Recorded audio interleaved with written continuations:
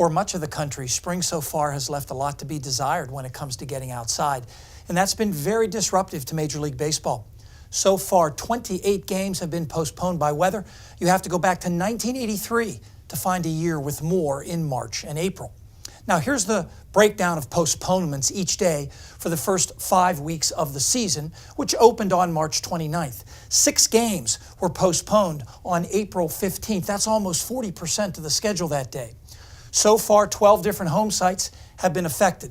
The Detroit Tigers already have 6 home games postponed. That's more than in any full season in their stadium's 18-year history.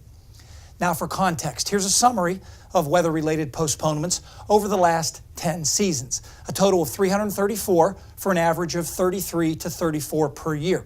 The most in any year was 51, the least was 20.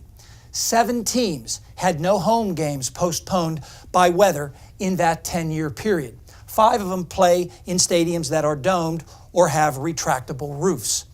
Though ironically, a game was postponed in Toronto this year because ice falling off a nearby building punctured the roof of the stadium.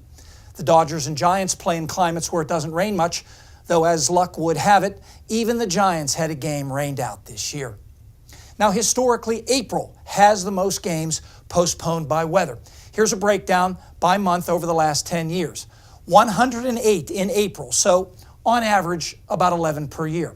May has the second most, followed by September, while June, July, and August have the least because it's mostly hit and miss thunderstorms in those months, so you can usually play the games if you wait it out. Some of the late year rainouts were tropical related. Storms such as Ike, Irene, and Harvey contributed to the August and September numbers. And by the way, this chart doesn't show 2 regular season postponements in March and 6 in October, plus 6 postseason postponements in October.